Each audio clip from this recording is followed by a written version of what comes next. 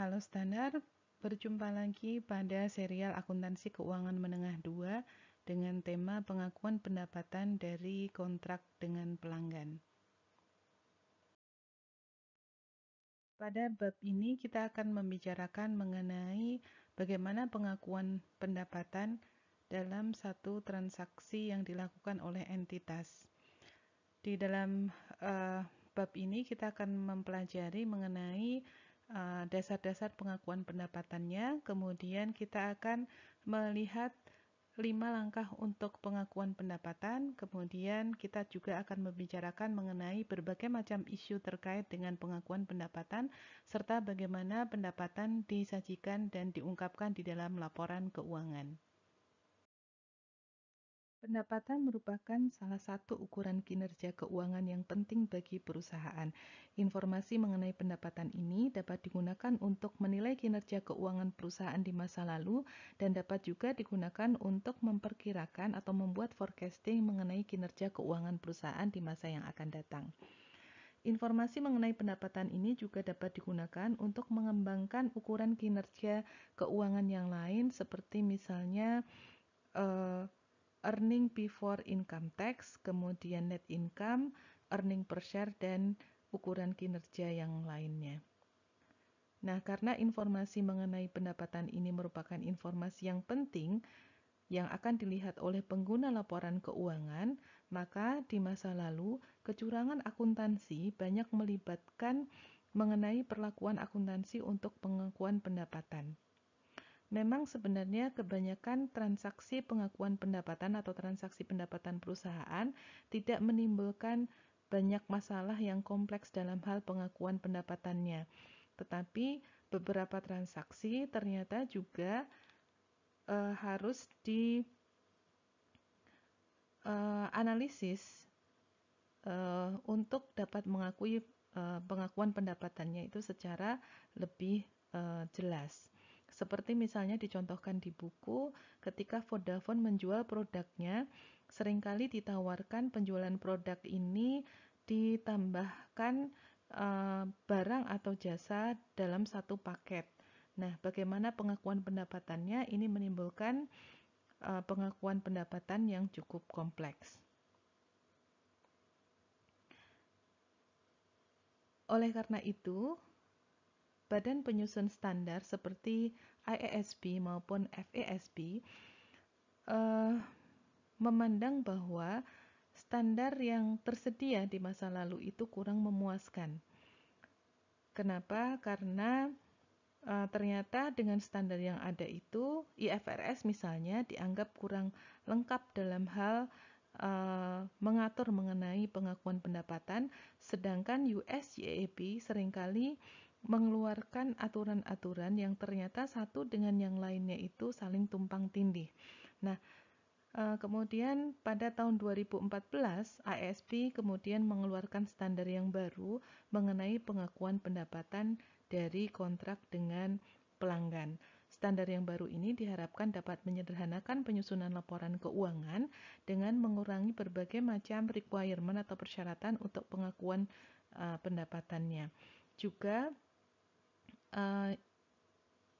diharapkan bisa menjadi kerangka yang lebih tangguh atau kerangka yang lebih lengkap untuk menyelesaikan berbagai macam masalah perlakuan atau perlakuan akuntansi atas transaksi pendapatan.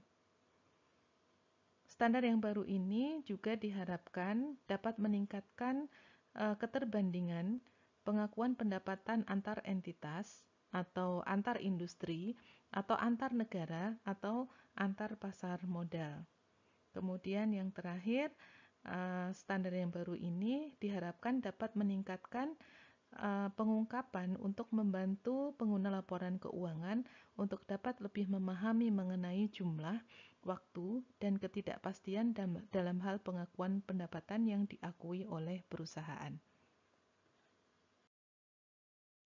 Standar mengenai pengakuan pendapatan dari kontrak dengan pelanggan ini ditetapkan oleh International Accounting Standard Board di dalam IFRS 15 dan oleh IAI ditetapkan di dalam PSAK 72. Pendekatan yang digunakan adalah pendekatan aset dan liabilitas.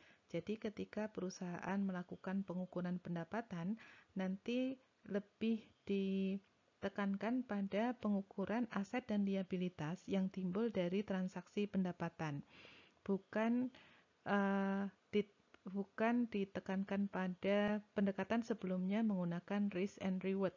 Jadi pendekatan sebelumnya itu menggunakan analisis risiko dan reward atau manfaat dari satu pendapatan. Kalau di sini nanti lebih menekankan pada aset dan liabilitas yang timbul dari transaksi pendapatan tersebut.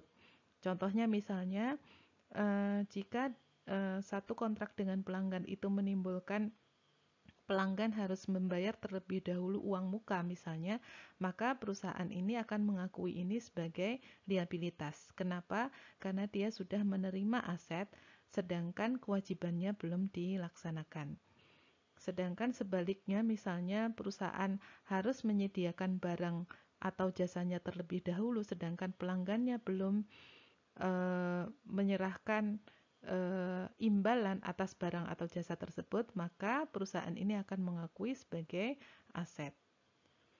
Jadi, perusahaan akan mengukur revenue-nya atau pendapatannya itu didasarkan pada aset atau liabilitas yang muncul dari kontrak dengan pelanggannya.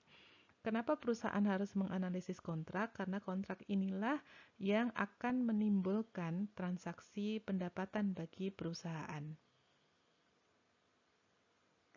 Kontrak juga mengindikasikan mengenai aturan-aturan yang disepakati dalam transaksi tersebut dan menyediakan basis pengukuran berapa jumlah pembayaran yang akan diterima di masa yang akan datang. Serta di dalam kontrak itu biasanya menyebutkan atau menjelaskan kinerja seperti apa yang harus dipenuhi oleh perusahaan untuk mendapatkan pendapatannya. Beberapa konsep yang harus kita pahami dari standar mengenai pengakuan pendapatan ini adalah yang pertama, perusahaan harus mengakui pendapatan yang menggambarkan pengalihan barang atau jasa yang menimbulkan pembayaran atau jumlah pembayaran yang diterima atau diharapkan dapat diterima sebagai imbalan dari pertukaran barang atau jasanya ini. Nah, untuk mengakui pendapatannya itu, sehingga perusahaan harus melewati 4 atau 5 tahapan dalam proses pengakuan pendapatan. Yang pertama adalah mengidentifikasi kontrak dengan pelanggannya. Nanti ada beberapa ciri kontrak itu seperti apa. Kemudian yang kedua adalah mengidentifikasi apakah di dalam satu kontrak itu hanya ada satu kewajiban yang harus dilaksanakan atau ada beberapa kewajiban yang harus dilaksanakan. Kemudian yang ketiga adalah menentukan berapa harga transaksinya. Kemudian yang keempat adalah mengalokasikan harga transaksi itu dalam kewajiban yang diidentifikasi pada tahapan kedua. Dan yang kelima adalah mengakui pendapatan ketika setiap tahapan atau setiap kinerja yang dijanjikan di dalam atau yang sudah diidentifikasi pada nomor 2 itu telah terpenuhi. Jadi prinsip pengakuan pendapatannya adalah pendapatan dapat diakui di periode akuntansi di mana performance atau kinerja itu telah dipenuhi. Untuk menggambarkan 5 langkah pengakuan pendapatan, di sini diberikan contoh yang sederhana ya.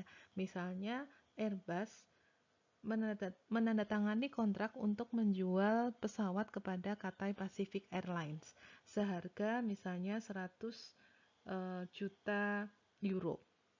Langkah yang pertama adalah mengidentifikasi kontrak dengan pelanggannya. Dalam hal ini, kontrak Airbus dengan Cathay Pacific Airlines. Yang dimaksud dengan kontrak adalah perjanjian antara dua pihak untuk menciptakan satu hak dan kewajiban yang dapat dipaksakan. Dalam hal ini, Airbus menandatangani kontrak untuk menyediakan pesawat atau mengirimkan pesawat kepada Cathay Pacific. Kemudian langkah yang kedua adalah mengidentifikasi apakah di dalam kontrak ini ada satu atau lebih kewajiban kinerja yang harus diselesaikan. Nah, dalam hal ini Airbus itu hanya memiliki satu kewajiban kinerja saja, yaitu mengirimkan atau menyediakan pesawat untuk Cathay Pacific. Jika misalnya Airbus juga di dalam perjanjiannya itu memasukkan misalnya jasa untuk pemeliharaan pesawatnya, maka bisa jadi ada dua kewajiban kinerja yang harus dilaksanakan, yaitu yang pertama adalah mengirim pesawatnya atau menyediakan pesawatnya, dan yang kedua adalah jasa maintenance-nya. Tetapi dalam hal ini tadi kontraknya hanya menyediakan pesawat saja, sehingga kontrak ini hanya mengandung satu kewajiban kinerja yang harus diselesaikan oleh Airbus. Langkah yang ketiga adalah menentukan berapa nilai transaksinya. Nilai transaksi di sini yang dimaksud adalah jumlah pembayaran yang diharapkan dapat diterima oleh Airbus sebagai imbalan tadi menyediakan pesawat bagi Cathay Pacific. Di dalam kasus ini sudah jelas nilainya adalah 100 juta. Nah, nilai 100 juta ini dalam kasus ini kita tidak menggunakan pertimbangan yang lain ya, karena memang 100 juta ini memang nanti misalnya akan dibayarkan dalam satu kali pembayaran. Bagaimana kalau pembayarannya itu dalam beberapa kali pembayaran dalam jangka waktu yang panjang, maka tentu saja kita harus mengakui adanya time value of money dalam transaksi seperti ini. Jadi misalnya 100 juta ini harus dicicil misalnya, maka kita harus present value kan. Nanti akan kita lihat berbagai macam variasi dari bagaimana menentukan harga transaksi. Kemudian langkah yang keempat adalah mengalokasikan harga transaksi itu ke dalam kinerja yang diidentifikasi di langkah kedua tadi. Karena di dalam kasus ini hanya ada satu performance obligation, maka nilai transaksinya itu seluruhnya hanya untuk imbalan atas penyediaan pesawat kepada Cathay Pacific. Dan yang kelima adalah mengakui pendapatan ketika setiap performance obligation-nya itu dipenuhi. Karena dalam hal ini hanya satu, maka ketika Airbus itu sudah mengirimkan pesawat kepada Cathay Pacific sesuai dengan perjanjiannya, misalnya ditentukan tempatnya di mana dan dalam kondisi seperti apa gitu ya, maka nilai pendapatan sebesar 100 juta tadi sudah dapat diakui oleh Airbus. Demikian materi untuk overview pengakuan pendapatan atas kontrak dengan pelanggan. Sampai bertemu lagi pada video berikutnya. Assalamualaikum warahmatullahi wabarakatuh.